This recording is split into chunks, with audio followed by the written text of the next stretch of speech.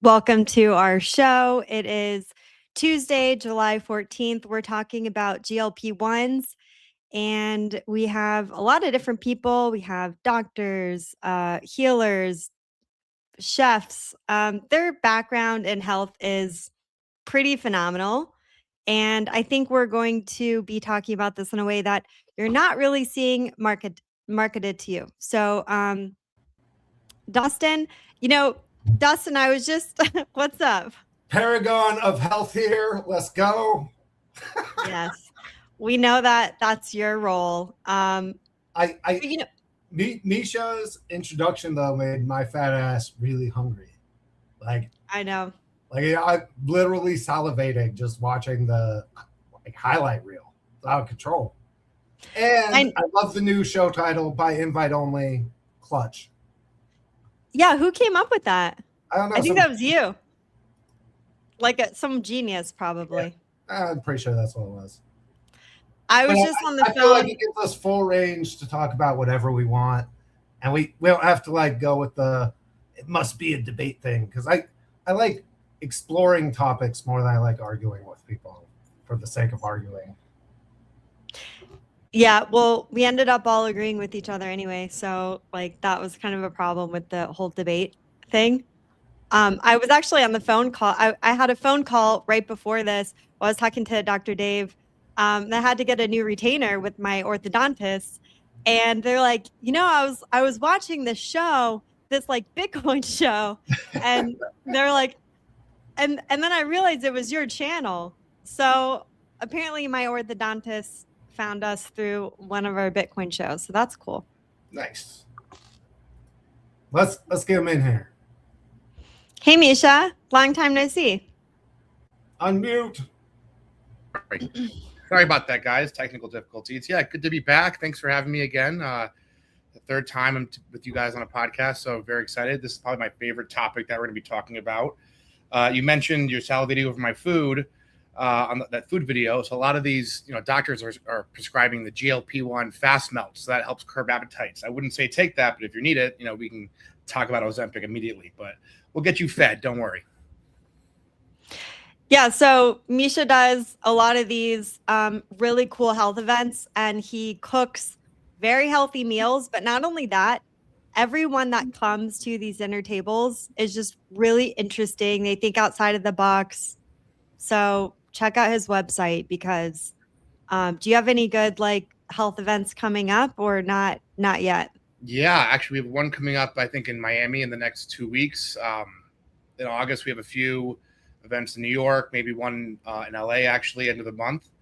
Burning Man might be on the table, so I actually might be catering a Burning Man camp, so that could be a whole a big experience. If you guys want to come to Burning Man, get some healing and do some real exercise, hop on a bike and get your cardio going. But Yeah, no, if you want to talk about booking me later, hey, check me out. But I think ultimately just my principle is, food is medicine and eating in community. And a lot of our, especially in the Western culture, we talked about one of our last podcasts, is we kind of forgot how to eat in community. And when you eat in community, you actually eat at a table, like in Sri Lanka and India, that you actually sit at tables for like almost 7-8 hours for dinner, and your body actually has a lower insulin spike as you're actually eating the same food as you would if you were rushing or convenience food or fast food. So yeah, I believe food is medicine, and that's kind of my philosophy. So this topic with Ozempic, it's right. I mean, I know we didn't reach the topic yet, but this is really an exciting topic for me. So I'm excited to be here. And looks like, and yeah, we always love having you, Misha. You're entertaining and very smart. So it's always a good combo. It looks like we were laughing before it. Dave is in the same house as you, but he's not. Dr. Dave. Dr. Dave is Hello. a really smart guy. How's it going? Can you tell us about you and how long you've been in health? Well, I went to chiropractic school, graduated in 1994.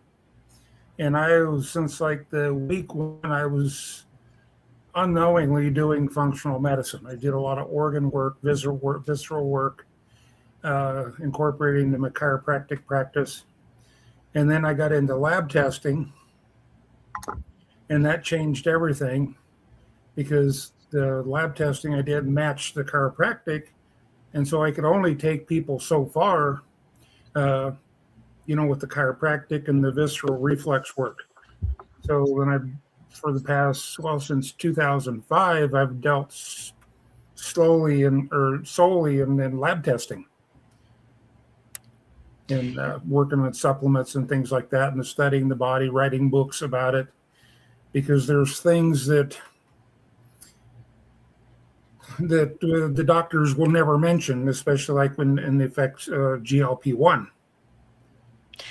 Yeah. So, Dr. Dave, I found him maybe 8 years ago, I think. One of his articles online, and like whatever is popular or whatever like is in for the time, he would basically take it apart and then kind of show people what's actually going on, with your blood flow, with your organ function.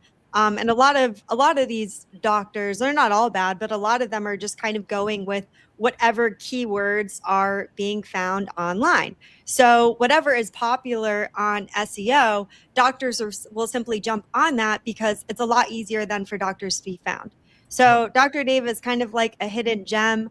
I really think that it's a good idea to check out his website, because you will go down the rabbit hole of, all kinds of bacterial issues that can occur, but you don't get caught up in like the specific diagnosis du jour like he likes to talk about.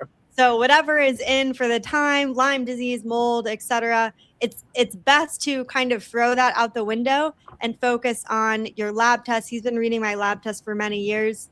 Making sure your environment is up to date. Like Misha talks about a lot of the same things. So I really would check him out. He is like the epitome, and same with Misha, of like holistic health, but from a perspective of looking at research documents, not just, will it into existence. Just think positively. I mean, you have to be doing the right things as well. Mm-hmm. So really good to have you, Dr. Dave. He's going to be going into the problems of GLP-1s, why they're being promoted, and maybe the safe way to use them, or not. Farsam, I don't know where you went, but if you're still here, feel free to chime in. He's just been dark for a little bit, so I don't know. Farsam, if you can hear us, you can just. I see him logging in. It's just been like loading for a little. Oh no. So Farsam's one of my top biohacking kind of insiders. He's been in the industry for 30 years. He is someone who, when I have a question in the space, when I'm watching a lot of doctors make it, practitioners, doctors, nutritionists make a lot of the wrong decisions for their patients and clients. He's someone that, knows the space extremely well. So he's also someone that, since this whole Ozempic craze really has been going on, we've been going back together going back and forth, almost for 2 years, is really opining on, the potential downstream effects of this, chronic issue of, people taking shortcuts for their health and not really getting there. There he is. I filibustered. Okay, great. Can you turn your phone sideways? Yeah, so we can see your beautiful face. Perfect. Also, turn your mute off. Oh, okay. Well, Us. Turn the volume yeah, up. work on. I think he's saying he can't hear us. Yeah, but that's on him. Can you hear us? I'll text him. Okay. Well, while he's figuring that out, GLP-1. Can you guys hear me? I can't hear anything. Yes. Yeah, we can hear you. You still can't hear us? Why don't you just rejoin? Well, he can't hear. I'll text him that. Yeah, just tell him to rejoin. All right. We can First get back of all, to yeah.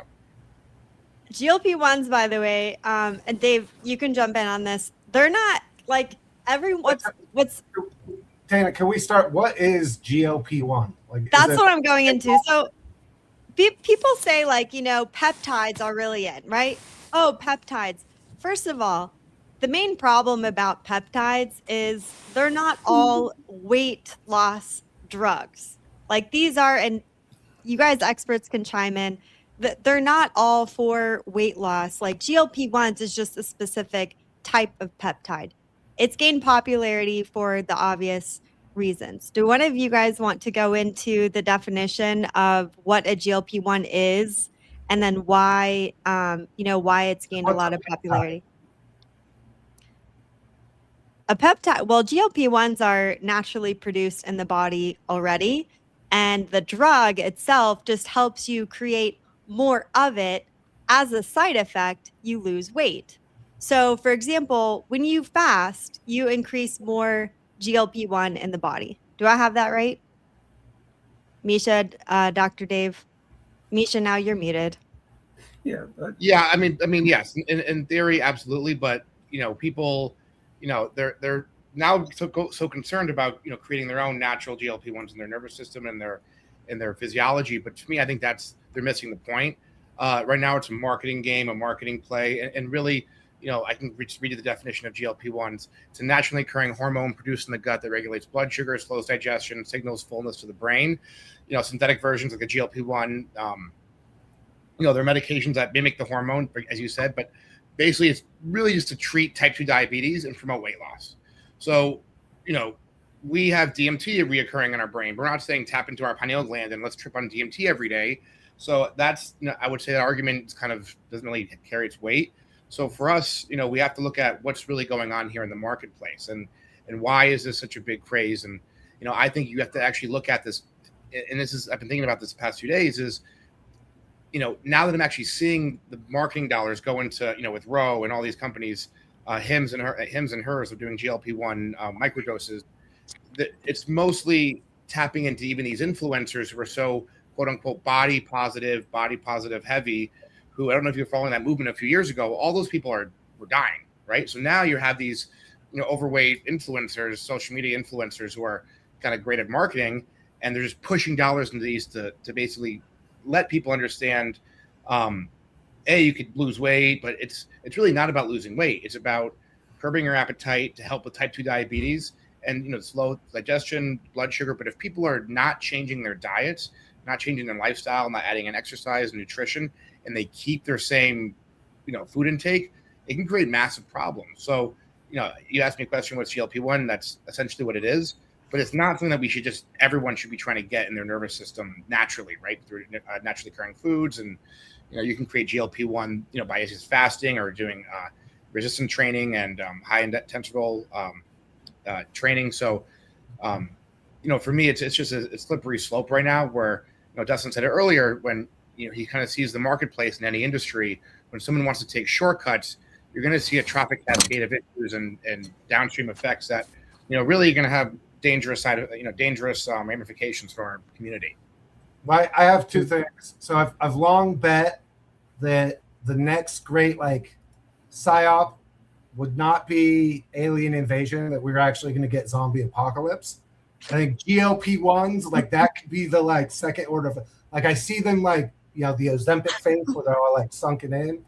And then, right, it's true about the side effects. Anytime you try to take a shortcut, it just doesn't end well. Like if you need to lose weight, there's some proven ways to do it.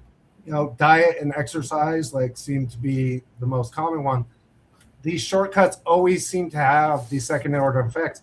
And I give it less than 5 years until we have like some version of the mesothelioma ads on like you and a loved one like affected negatively by GLP-1s, Ozempic, and other like blah blah blah.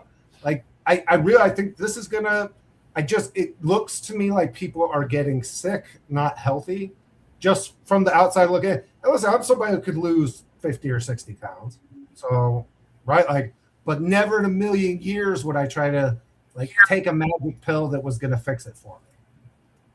So this is driving me nuts because, like Dana said, I break it down, and so I've got where is GLP formed in the body?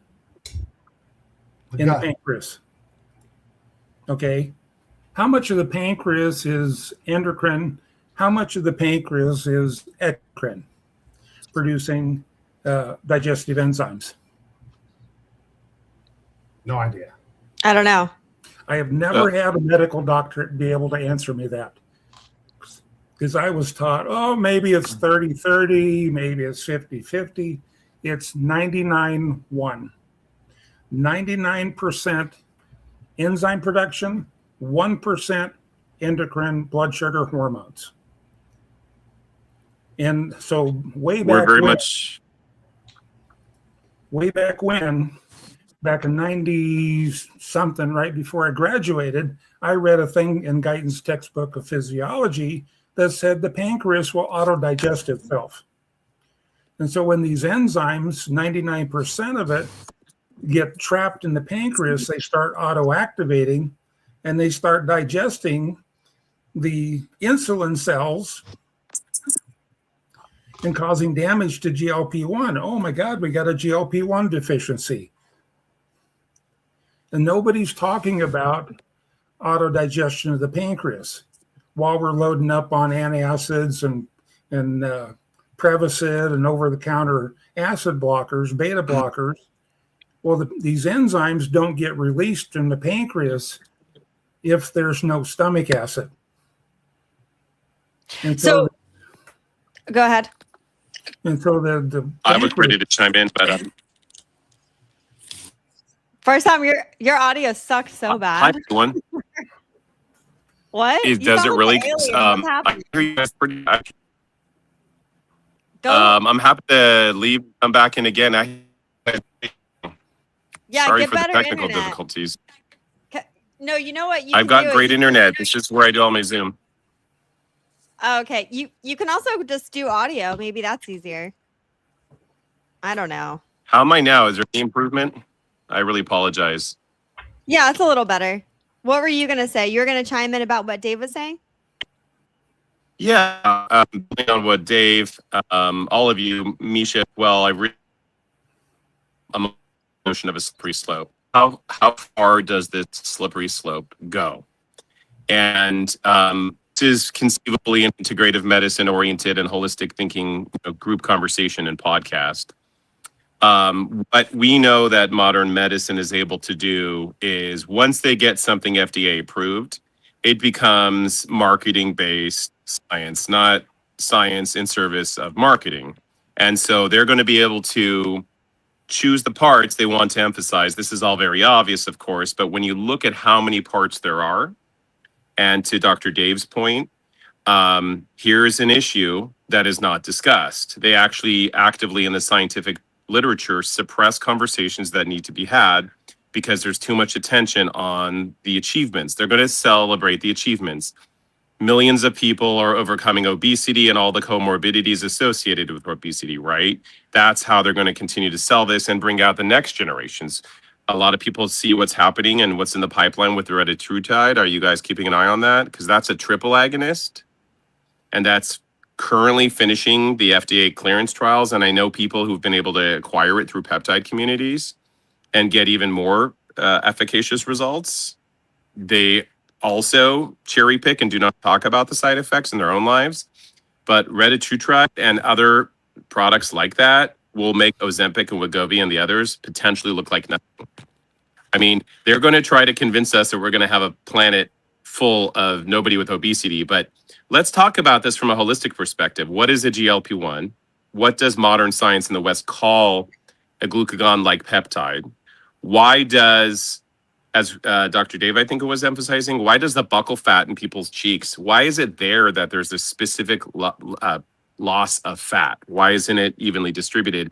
Because there's relationships. What modern Western medicine calls a pathway, this GLP-1 pathway, depending on which integrative approach you take, it's also a meridian system. And that conversation is being had in a very sort of interdimensional, fractal manner all over the body. So we don't know the consequences because they control the paradigms of science. So they don't look at the areas where there would be consequences, right? They set the frame, and it's kind of like the house always wins, like in a casino. It's rigged from day one. It's not to say that there isn't some legitimate science going into this, but the picture is not integrative enough by any means. It's not a functional medicine view.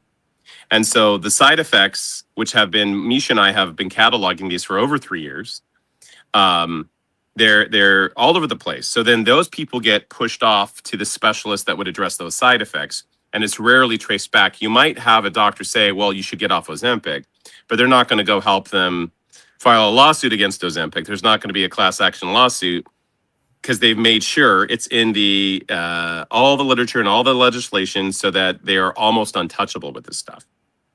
It's in the inserts. Like, they've disclaimed everything. So yeah, we have a situation right now. Like it almost feels like we're being prepped for a zombie apocalypse. I'm very much with you on this. And so how the pancreas and liver and all the other pathways associated with metabolic health, how they all interact, right? Because again, there's going to be some people that have mental health improvements. I've seen articles on, could Ozempic help cure depression? Well, there's some people that are getting secondary improvements in their mental health because they're losing a massive amount of weight.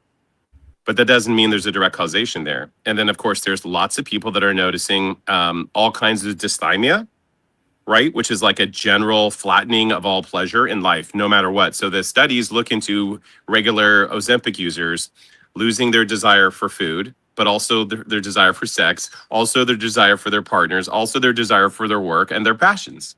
So it's messing with brain centers that are part of this regulatory conversation. I'll I pause want there. to ask the audience, like, if you're on Ozempic or the gulps, GLPs or whatever, I want to know if you've had a sudden hankering for brains.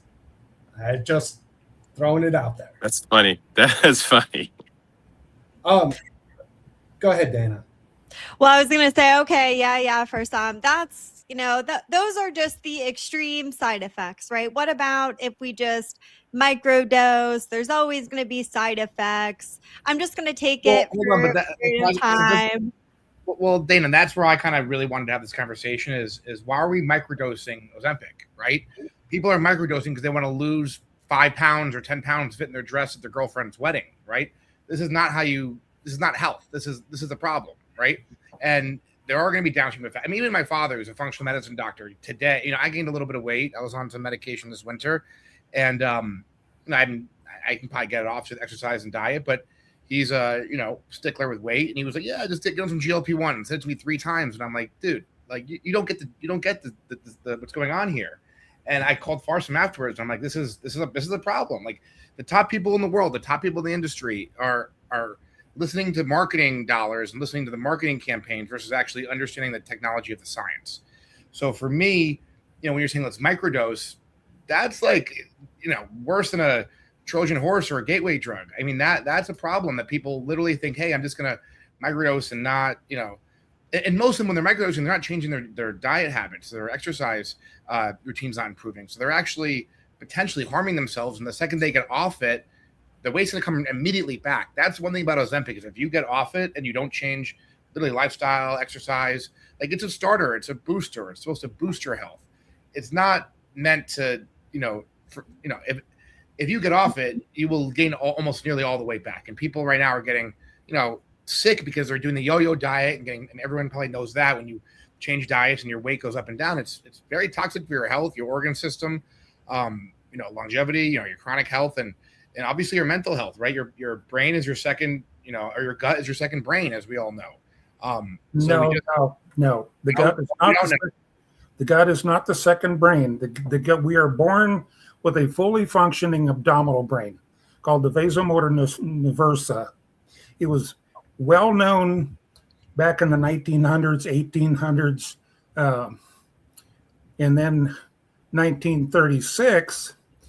They discovered serotonin in the gut. So serotonin means pertaining to control of the blood, not control of the moods.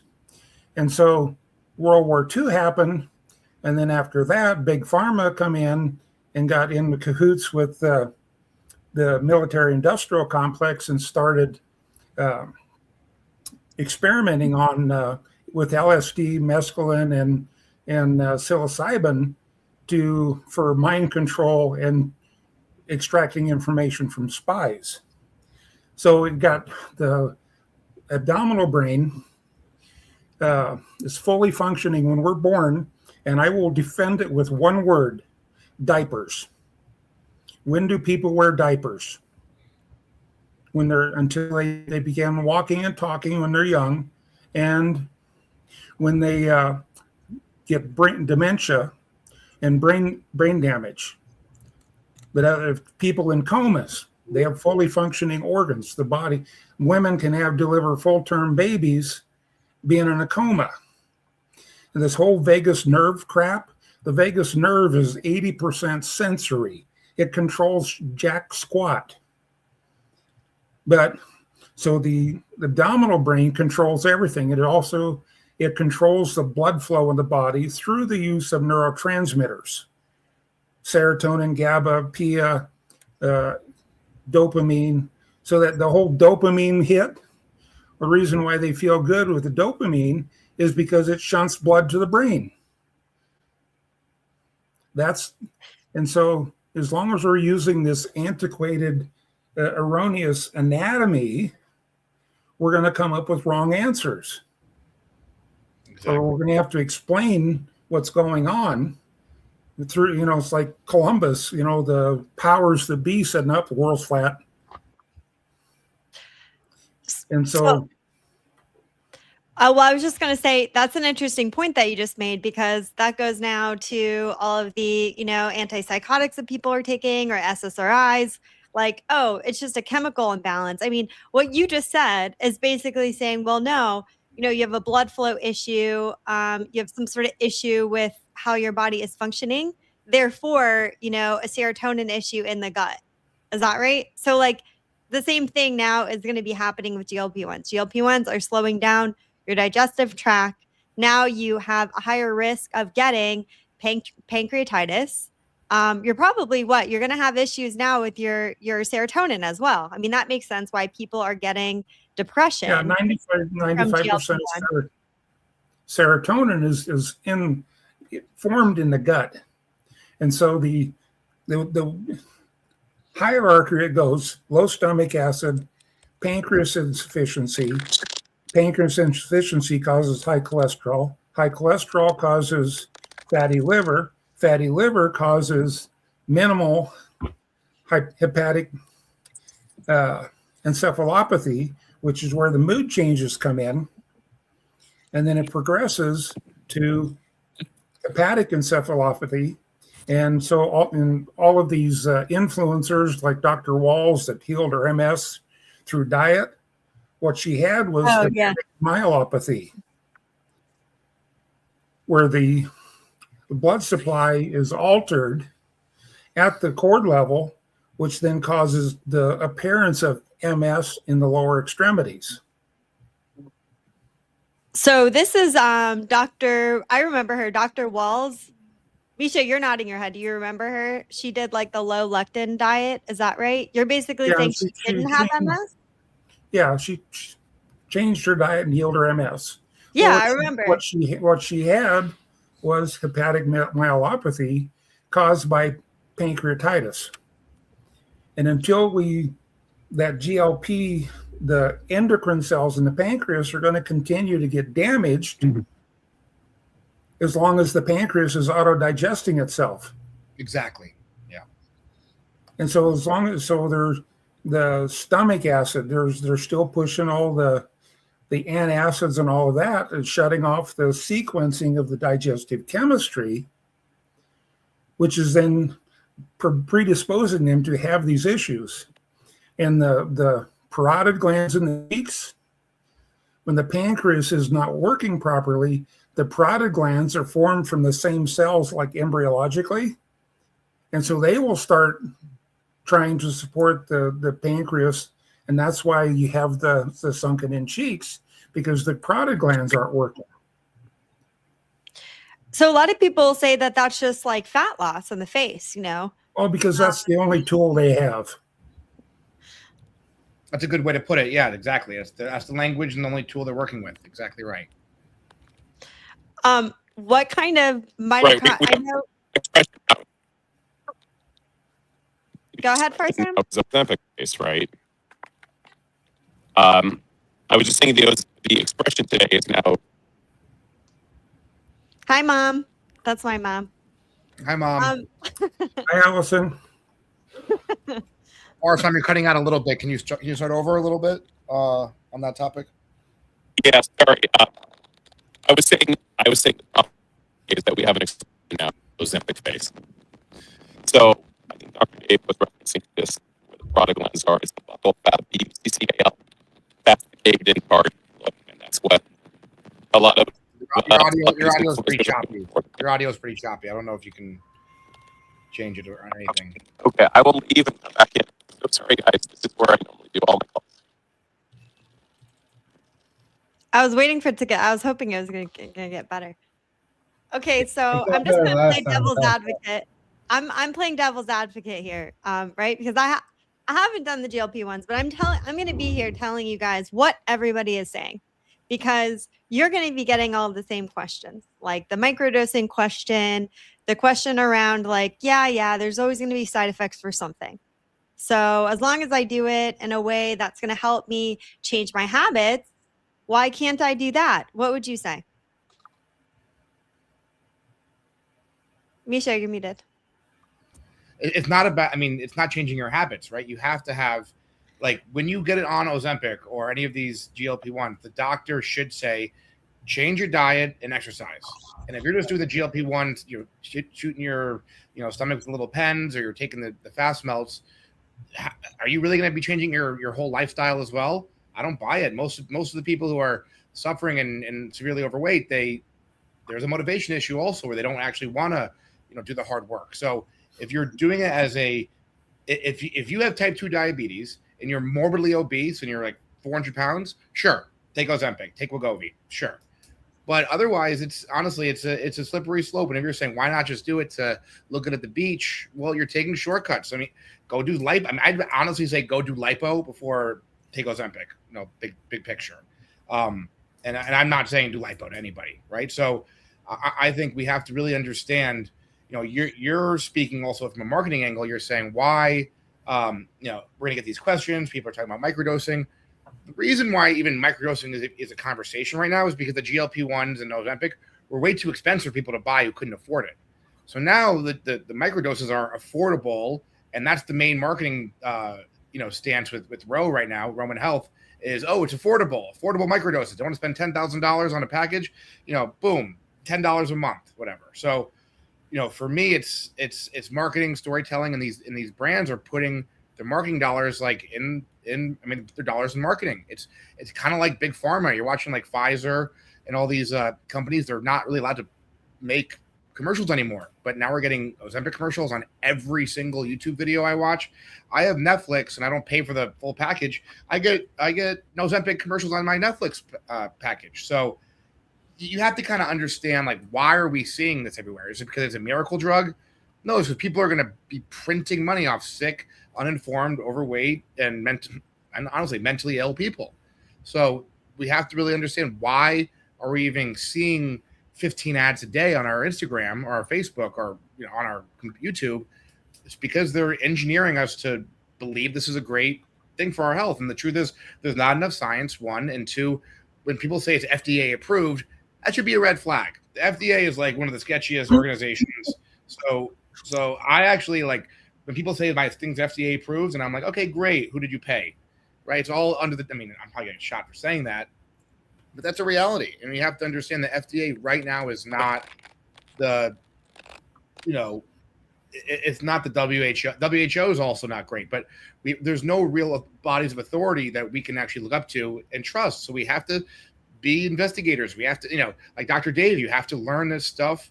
He was probably in medical school and didn't have access to most of this information. He had to learn it himself, right? So you have to find out where the wisdom is, and it's not on your little 30-second marketing ad by Roe to say, hey, take a microdose. I mean, my business partner in Miami is like, sells GLP-1s out of his trunk. He loves it. He sells the fast melts, GLP fast melts, like literally just lozenges. And I'm like, dude, you're killing people. Like, this is not okay. I'm yelling at him next week actually about that. So that's just my 2 cents. So the microdose thing, I know you keep talking about that, but that's like a slippery slope. I don't know if to sum it up, follow the money. Exactly. Follow the money. I mean, it's to preface that, exactly right. Exactly right. Yeah. If it makes money, they'll do it. They'll push these pills, they'll chop people up, and all for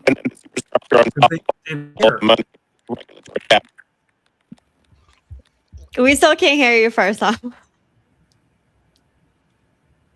Hello? Sure. Try again? Yeah. I was just saying, what all of the money indicates is that behind the scenes there's regulatory cap. No, we can't hear you. Yeah, not that I can't hear you. Maybe you go in your car with Bluetooth. I bet Bluetooth works great. No, I have perfect reception here, guys. I'm gonna download the app and see if that helps. Okay. I love walkie-talkies. Okay, but yeah, Dana, I think like what you're kind of the devil's advocate angle is interesting because you want to obviously have both sides of the argument, but follow the money, right? Why are you seeing so many? I just ask yourself, why in the past 3 years are you seeing so many ads about Ozempic? Like when it was like a niche thing, people are losing weight, people have obesity. No, look, I have no doubt in my mind it's a $1 trillion industry. I mean, there's thousands of lawsuits out right now. We know this. Like there's people who get chronic gastroparesis. They're maybe potentially damaged for life. And a lot of people would see that and say, well, or even like their anesthesiologists not asking if they're actually on these drugs. And then they're potentially dying because their digestive organs are slowed down. And my understanding is when you get anesthesiology, when you get, when you get put under to get some sort of surgery, that your organs slow down further. Is that right? So it's like anesthesiologists are always very interesting to me because they're basically putting you really close to death and bring you back to life again. I mean, their personalities are very strange, but I mean, like if people are not disclosing this information, first of all, they can potentially die. What I'm trying to say is people will still hear this and their desire to clear the food noise. Like we know all of these ridiculous words that are used. We know that it's just additives in food that are making people ravishly hungry. They're never content with their food because they're not eating real food. Like most people on this podcast or even listening kind of are up to date with that. They still will say, well, look, I just am having a hormone issue right now. I just want a little jump start. I just want something to get me on the right path. I know it's a slippery slope. I'm telling you what I hear over and over again, especially women, right? It's very important for women to look their best. So they're going to still see all of these things and think, well, what's the worst thing that could happen if I just did it a little bit? What would you say to that? Other than what you're just saying, which is like, it's a slippery slope. When you do too much, you're going to get pancreatitis, etc. I mean, I would say I would want to do a little bit of heroin. Like, hey, if you want to lose some weight, heroin's probably healthier for you than Ozempic. Yeah, but yeah. All the meth heads I've ever known lost big weight. Big weight loss community in the meth community for sure. Well, I've worked with heroin patients, and what heroin does is it shuts off the stomach. That's why they don't get hungry. So same thing. Exactly. So maybe Same thing. that's an alternative. You're saying. A little bit of brown powder, no injectables. They say how they say it. And then, but I think what you're saying, is more of a cultural, societal and cultural issue. Is if women want to cut corners and go to Columbia and get a little lipo, get a boob job, get a nose job because a little bit's not going to hurt. I mean, that's your opinion, that's your lifestyle. You can do that. But if your goal is to be a healthy person and have a real sustainable, healthy life, and you're taking GLP-1 just to lose a little bit of weight to jumpstart. I mean, if you're really just going to use it to jumpstart your if you're morbidly obese, great, use it to jumpstart your health journey. If you're 20 pounds overweight, you're playing with fire. And then a lot of these women, I mean, I have an eating disorder. A lot of these women are only doing this because they're severely insecure, have severe eating disorders and chronic health issues stemming from that. Down the road, when you have eating issues, there can be some severe, bulimia and anorexia. You can have some severe gut issues. So, you have to understand the way you're framing it is, might as well put a little bit of heroin to your nose and lose some weight versus Ozempic. Honestly, I'm not saying go get heroin. No one's saying do that, but it's not. You're not telling people that you're in a position, as these doctors and even marketers, where you actually are going to have any foresight of your health. It's so right now. It's so in the moment. People have no conscientiousness about their health, and right now it's the marketing. It's disgusting. If you actually watch the marketing campaigns, they're horrifying. And I'm just watching people.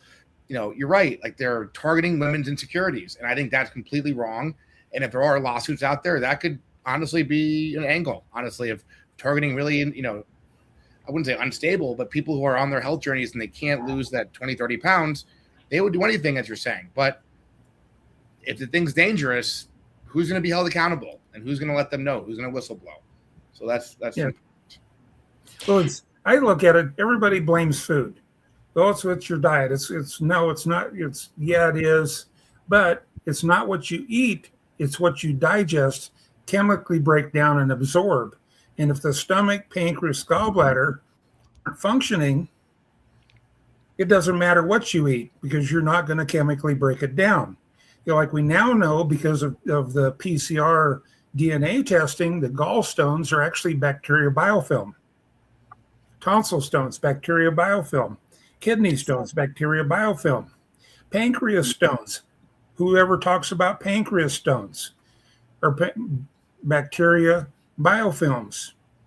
They're concretions that form to protect themselves from the digestive chemistry. I've got a picture, an x-ray of a 6-year-old with pancreas stones. So it starts at an early age because all of those things and their job is to disrupt anything that's going to harm them, meaning the bacteria. So they're going to shut off stomach acid. They're going to shut off the alkaline juices released by the pancreas. They're going to stop the alkaline bile salts that come out of the gallbladder. And this whole alkaline thing, pathogenic bacteria prefer and create their own alkaline environment. So all these people that are out there alkalizing are actually creating a perfect train for these invasive keystone disease-causing bacteria. And it just becomes this never-ending cycle. Let's blame the food. No, that's actually a very good point because I have people who are on that Kangen water filter and have been for 10 years. And they don't look healthy. They have some chronic health issues, and they keep using the Kangen to fix their health issues. So that's a really interesting point. Is when you create it's like terrain theory, right? If your gut and your terrain and your nervous system is not resilient and able to fight back, you're going to get sick. And I think these GLP-1s they're putting your nervous system at risk. Where when you have to I'm interested to see when the next pandemic happens how these people who took Ozempic, they're probably all going to have severe issues. I think you guys are aware with what's going on in the world right now, but I see this, you're right. The zombie apocalypse, it's kind of a way to thin out the herd, right? It's people are going to have severe chronic health issues down the road. Well, that actually leads most people. Most people don't know that the pancreas and spleen are actually connected. Back in the 1900s, some British anatomists cut them. There's one little tube that connects them. They cut it apart so they could have two organs. They're actually connected, and that's where the immune disruption comes in. Because the spleen is responsible for quality control and quantity control of the red blood cells. And so if that's disrupted, the body can't protect itself. Not to mention, I just produced a screen print where of the 12 different ways that microbes hack the immune system. Yeah, so really, more microbes are likely going to be able to have more access points. Then people get all these new diseases, and we have a new label of a disease that everybody has. And if everyone's digestive tract is slowed down, then that makes you kind of an easy access point. I wonder if people maybe won't get pancreatitis if they're microdosing, but they now have permanent damage in other ways. Like, all you have is a slight pancreas issue to then have a lack of blood flow problem, chances of getting, higher risk of getting like hepatic encephalopathy, right? So, and then they're just kind of labeled as being psychosomatic because they don't feel good. Like, oh, well. Yeah, and they don't feel good. But the pancreas, medical studies are reporting that the pancreas can be 93% damaged before they'll recognize pancreatitis. Before that, if you just lose a few pounds, if you just eat right, it'll all go away. I've lost 2 patients with dissecting aneurysms because those enzymes from the pancreas leak in through the endocrine cells and they start corroding the aorta and the blood supply in the body. And so they absolutely refuse to recognize pancreatitis until it's life-saving measures only. I mean, this is actually scaring me more. I thought I was kind of not an expert, but pretty, well read on this topic of how, Ozempic's going to have a lot of downstream, trophic cascade effects for health.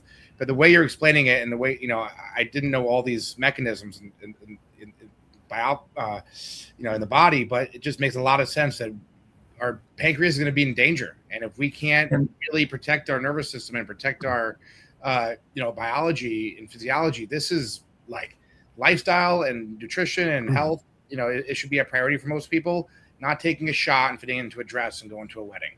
Like this is serious. This is code red, time. And what you're saying, it just makes sense. And even the experts aren't experts. So no one can be an expert on this. The only reason why Dr. Dave and Farsam, I think we kind of have an understanding of this because we're seeing it almost from a mechanism perspective at how it affects the biology, not just how it affects certain levels and, of our, lab tests. Yeah, don't try going to AI with it because Grok and Chat GPT will tell you you're wrong. No, it's funny you say that. I actually did a little research on ChatGPT, and I was like, "This is bullshit." I'm like, I was actually laughing at it. I was going to send Dana some notes. I'm like, "Nope, not going to send you that. That's misinformation." Yeah, I was doing the same thing before, and like the worst case scenario I got was, well, did you know, after a year, 49% of people gain back more weight. I'm like, okay, Why even do it then? All right. Did you guys already address lifelong dependence cases?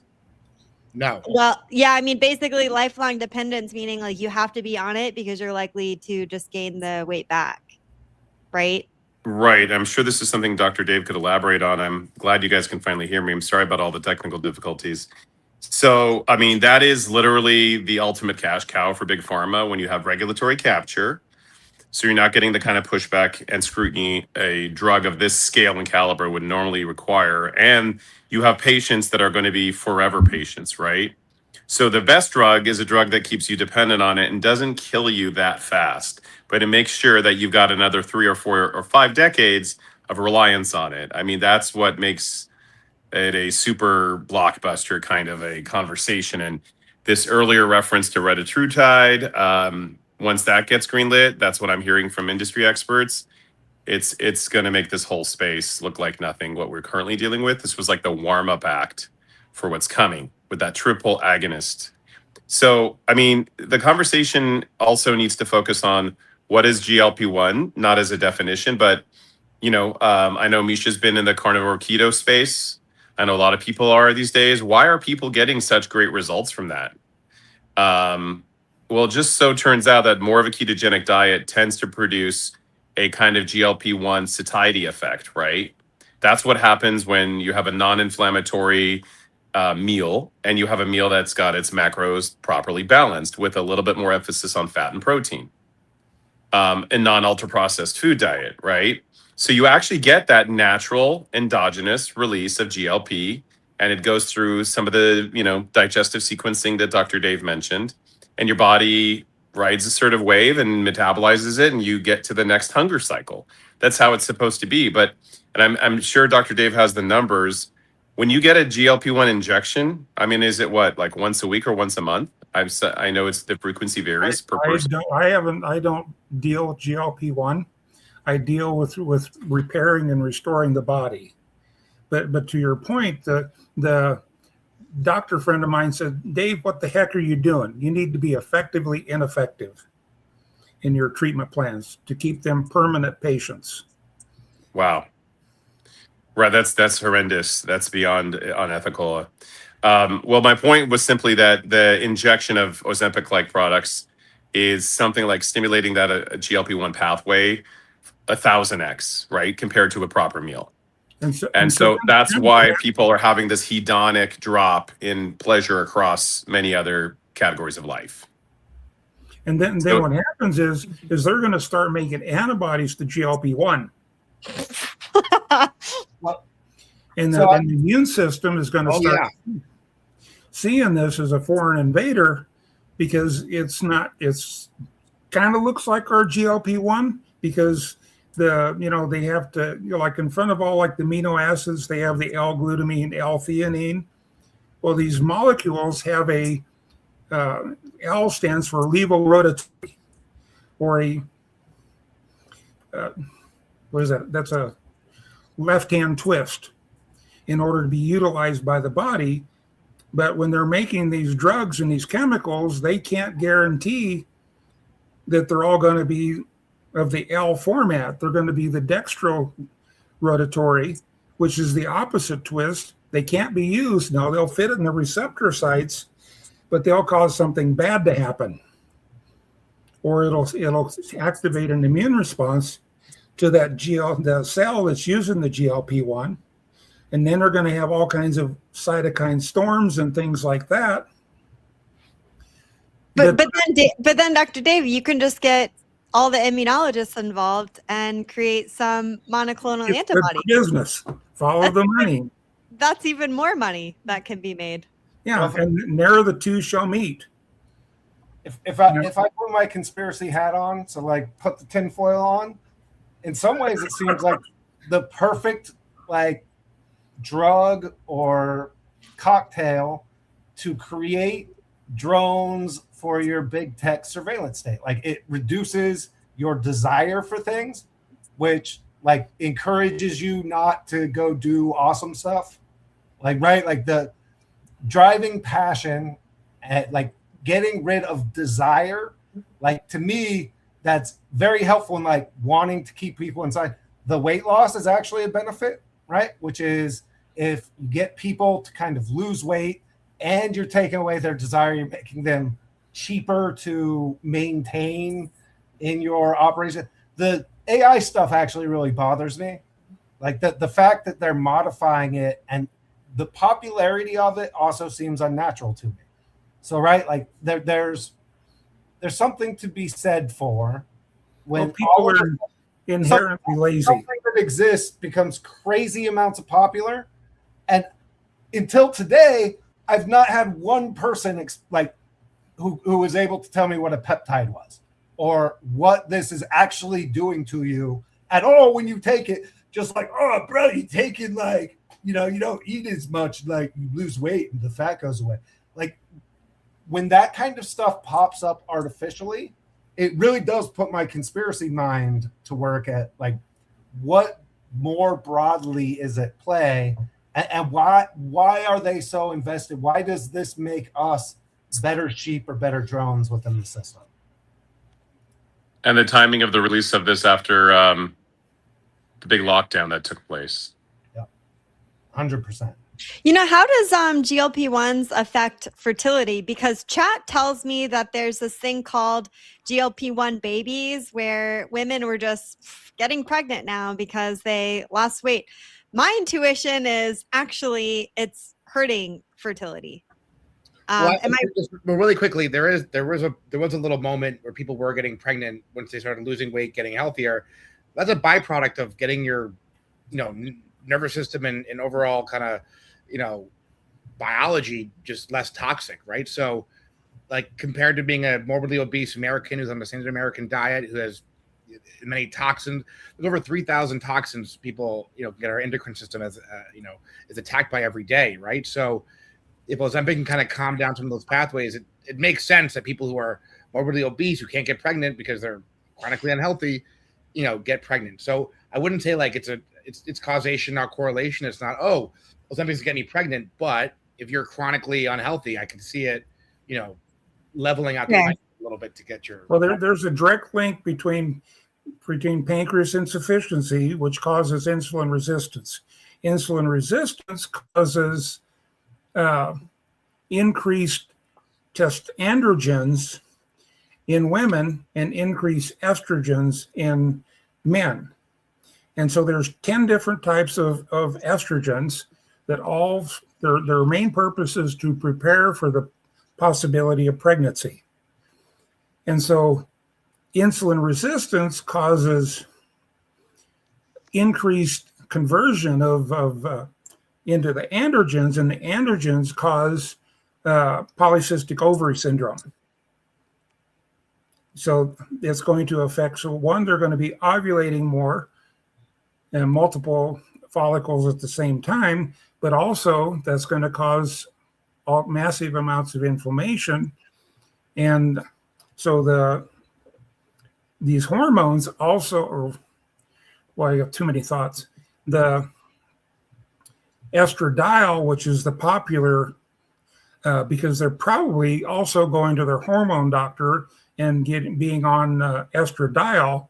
Well, estradiol prepares a woman's body for the possibility of pregnancy.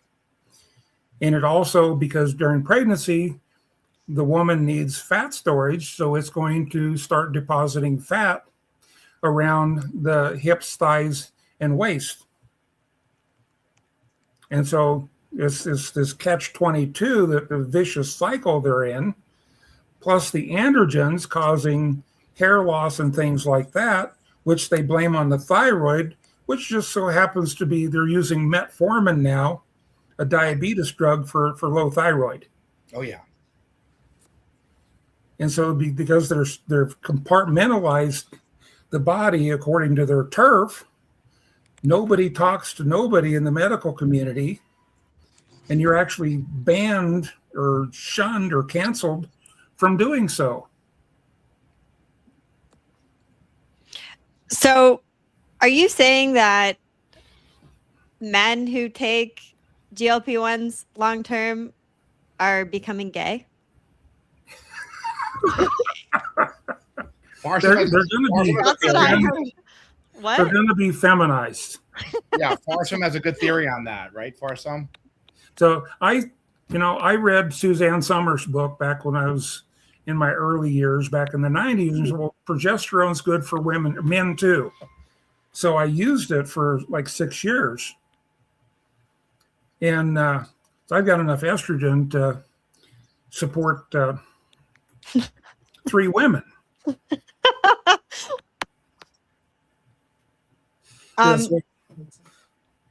So yeah, there is a feminizing effect with the conversion of with the insulin resistance into the estrogens, and the estrogens also either suppress or stimulate an immune response.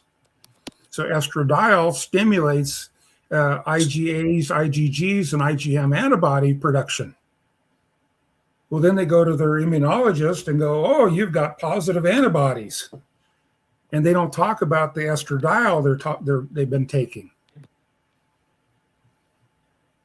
This is like really crazy how this is going to have an effect even socially on people. It's like women who are on birth control pills for a long period of time. They were attracted to these feminized men because they were so hormoned up, and then they removed their pills, and now they're like, wait a minute, I'm not not attracted to these types of men. Same sorts of things are going to happen with this drug, it seems. So if people are still considering taking these medications, I mean, first of all, the fat loss in the face, I think, is not cool. And that's not just because you've lost weight. We've already determined that.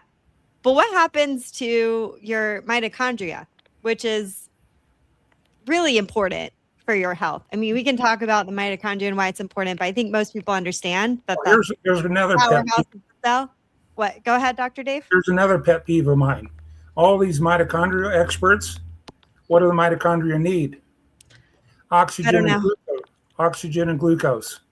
If they don't have oxygen and glucose, they go into power saver mode and they only produce 2 ATP per cycle. Where if they have adequate oxygen and glucose, they produce 38 per cycle.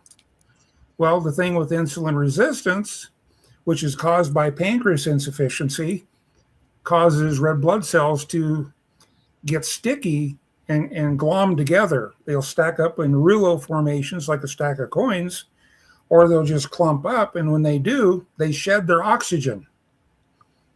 And when they shed their oxygen, they can't get through circulation to deliver the oxygen and glucose. Oh my God, you got a mitochondria problem.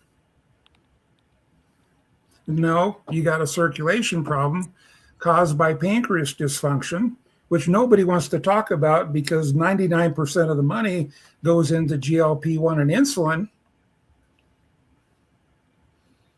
and nothing goes into the enzyme. Well, just take enzymes. And I check this quite frequently. It was like, some expert will be talking about insulin or mitochondria, and it's like, so I'll just do a quick search. They never mention oxygen or glucose. They never mention that the pancreas is being digested. It's like everything else is working properly except for the GLP cells. So you're basically arguing that all this talk about the mitochondria is, well, like, some of the things you're told to do to improve your mitochondrial health, like, well, basically all the things that improve blood flow, right? Yeah. Like all Exactly. One of the influencers that I follow is like 18 ways the mitochondria can dysfunction. Well, none of them mentioned oxygen or glucose or circulation to the cells. Yeah, I'm literally thinking about all the things that improve mitochondria. It's just they are all things that improve your blood flow. Well, then let me talk about alkalinity. Oh God, yeah. So the alkaline is healthy because the blood is 7.3, therefore it's alkaline, therefore it's healthy. Well, there's a defensive mechanism that the body uses that the red blood cells under normal circumstances come flowing by and they go, okay, that's alkaline here. I don't need to drop off any oxygen. So the red blood cells cannot release oxygen in an alkaline terrain. They only release oxygen in an acidic terrain, which then resets the balance. So all these people are out there alkalizing with their Kangen water or their baking soda are actually causing their own health problems. Yeah. Well, it sounds like we're all kind of causing our own health issues. Like we have these problems and then we misdiagnose them. And then we do things that like we're obese or we have like type 2 diabetes. Then I guess in that case, right, you'd say, well, maybe like GLP-1s will make sense. But other than that, No, right? We all kind of agree on that. Yeah, I think it's as simple as if you have type 2 diabetes and you're morbidly overweight, Ozempic is good for you.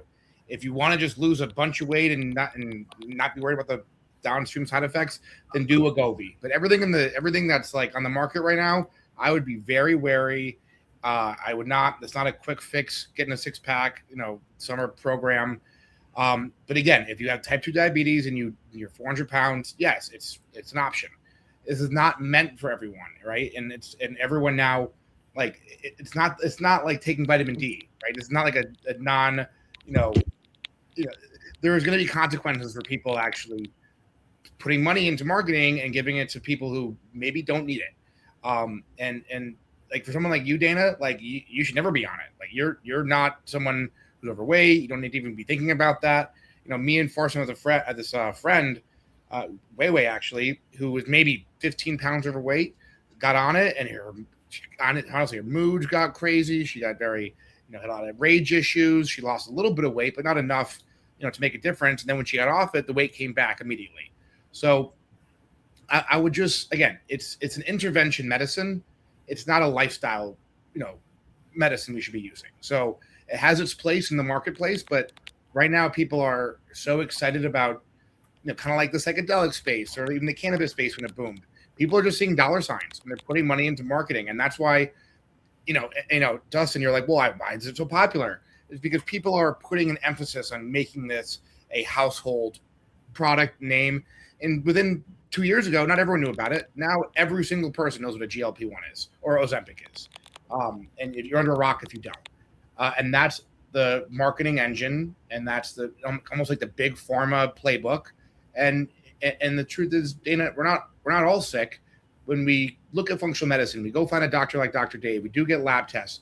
There is a roadmap to health. We just choose not to take the road, right? Like Dana, for you, if you want to follow it, I have a full blueprint for you to fix any chronic health issue you have. Most people, they just have to understand that Western medicine is it's great for interventional medicine. If you break your leg, great. But functional medicine, Chinese medicine, Eastern medicine have been working for about 4,000, 5,000 years for a reason. And peer-reviewed studies only became available in 1952. So we have to really understand, why are we getting sicker? What's the whole blueprint of the our healthcare system? And the truth is, like, we have to take accountability for our own health. Going to a doctor, buying something on peptides online, that's not really being accountable. You're just following the tea leaves made by the marketing people. So for us, we have to really understand. You're right. Circulation, yoga, the meridian therapy with acupuncture, get some massage, Chinese medicine, sauna, cold plunge, and everything else, go for a walk, stay in the sun, and everything else should be ancillary and interventional medicine. Otherwise, if you're just going to take a little Ozempic and go to the beach and eat a burger, that's not going to fix your issues. So I just wanted to just be clear that, there is a place for GLP-1s and Ozempic. But that's if you have a chronic health issue or type 2 diabetes, or you have severe obesity, and you really cannot curb your appetite. Then it's an intervention medicine. It's not a lifestyle medicine.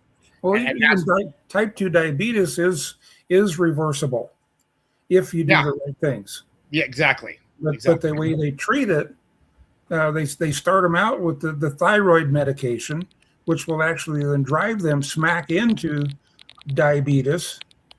But it'll be 15, 20 years apart.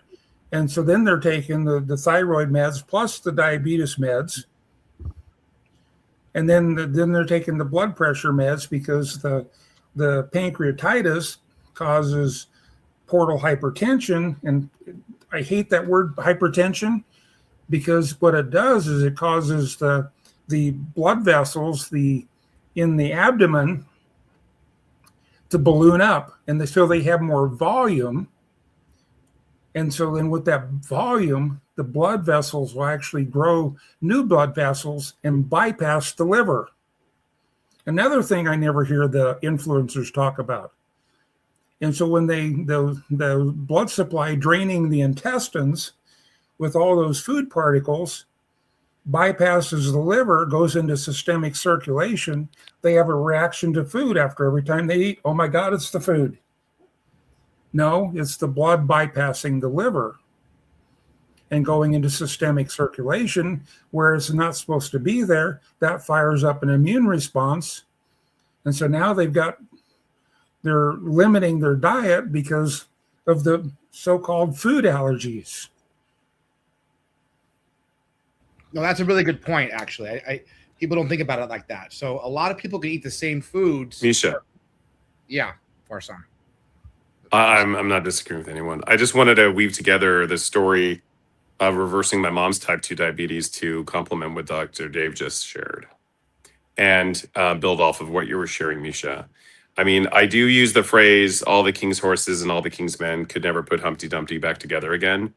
That's where we're at in today's state of affairs. It's not just modernist science and medicine, it's postmodernist science and medicine. We have highly fragmented thinking. We have lots of siloing of hyper specialized doctors, even the most well-meaning, brilliant MD, PhDs who do nothing but work clinically and in research environments can rarely piece together, right? There's a philosophy underneath all science and a philosophy underneath that clinical medicine. And most people don't go back to the roots of like, well, how does this all work? What is this thing that we've torn apart? Like when you break apart some electronics in order to fix it, and you fix the one piece and then you can't put it back together again, it's just not going to work.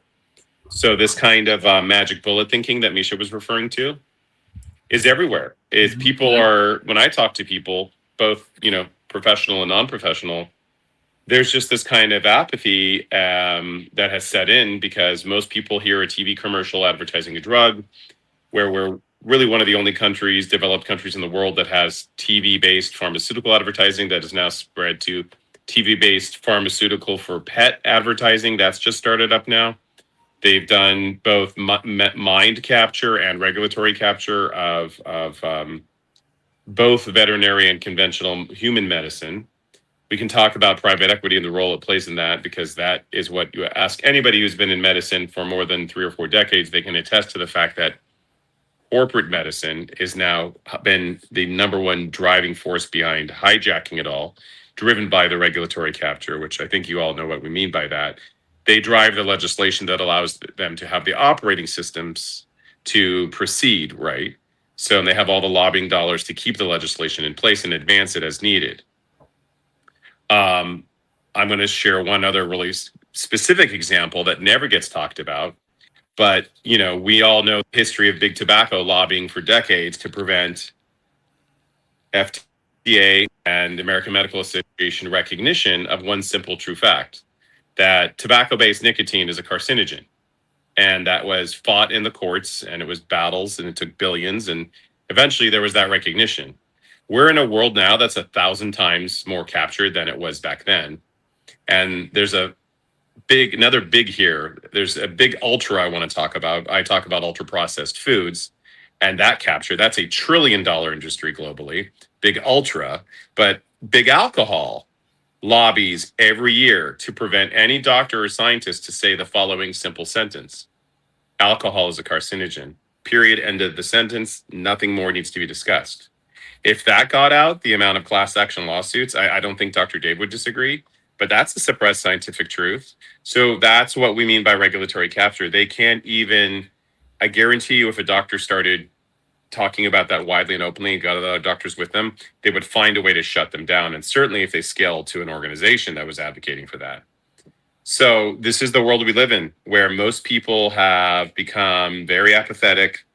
They listen to the TV commercial, they hear 100 side effects, and they go, I don't know what to believe in anymore. Just give me something that's going to make me feel better. And we have that building upon itself, and generations of people who think and feel like that. And they take a knee to authority.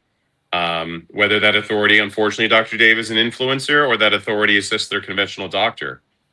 We have this like 2-tier ridiculous authority system now. So the short-term thinkers, the people that are there on social media and just have their attention hijacked for 10 seconds on TikTok, they're going to follow that pathway.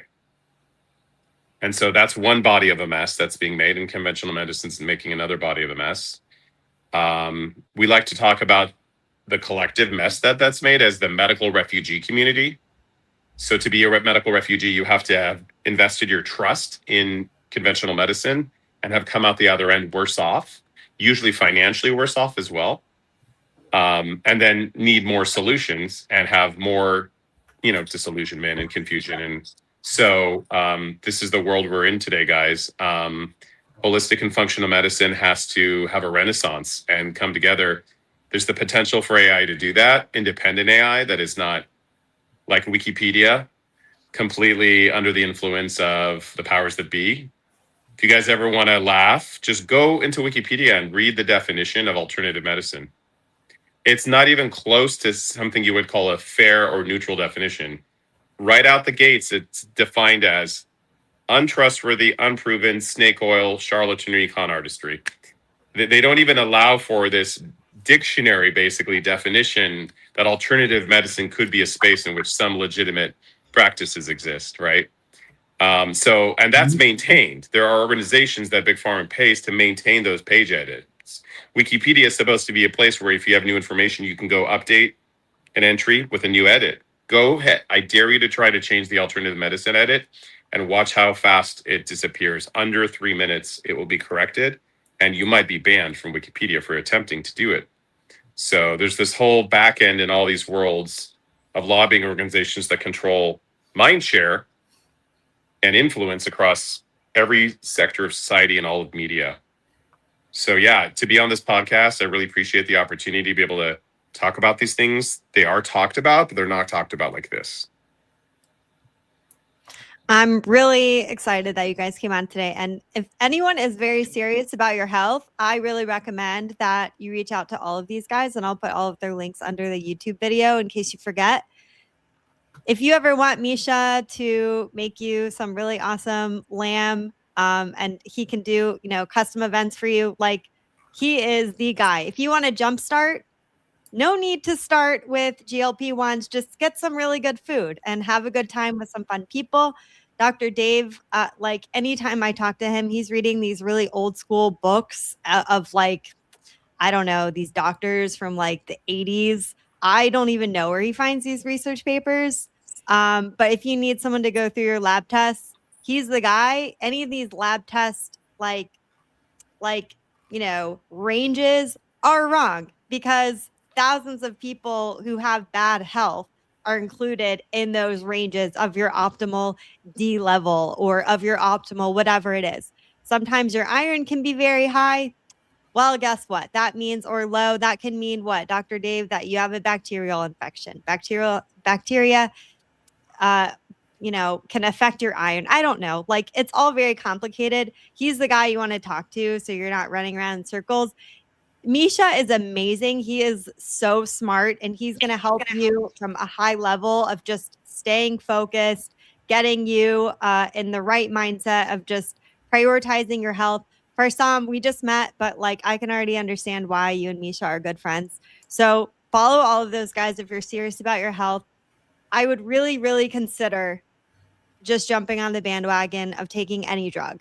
Don't be the girl who just took your hormone drugs and 10 years later you're getting off these, birth control pills because now you know that they're not great for you. Doctors are going to be handing these drugs out like candy, and you don't really want to be an experiment. Like, your health is too important. So Can I tack on one thought? Yeah. Thank you. I just wanted to add in that the last 564 days, I've been running a regenerative nursing home project for my own mother, who had a catastrophic stroke brought on by her diabetes. They were telling us at the best hospital here in Southern California that she had only 3 days to live. That was an ICU intensivist who told me this to my face. Here we are on day 564, and she continues to progress. I use some of the best tools in regenerative medicine, ranging from molecular hydrogen at a medical grade to hyperbaric at a medical grade to excellent stem cells and exosomes and a lot more. But what we've been able to prove by our meager efforts and means is that regenerative medicine and a regenerative nursing home could be a thing. There's just no money in that. I know for a fact that if she were to be hospitalized and pass away there, they would have collected a $250,000 paycheck for passing her away under their roof, which is how the insurance pays out death.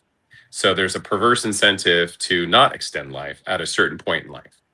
In any case, There's a lot to be said and shared about that. If anybody wants help in that category, I'm happy to share my knowledge. I'm an open book and it is pro bono. So don't hesitate to reach out to me or anyone in my network. Thanks, Farsam. Yeah, I appreciate all of you guys. Thank you so much. And we do this every Tuesday at 6. So I hope you guys come back and hang out with us another time. Thanks for having us. Hey, thanks for having. Thanks, Nice Dana. meeting all you guys. Guys. Nice meeting you, Dr. Dave. Take care. Nice meeting you, Appreciate it. Austin, Dana. Nice job, everyone.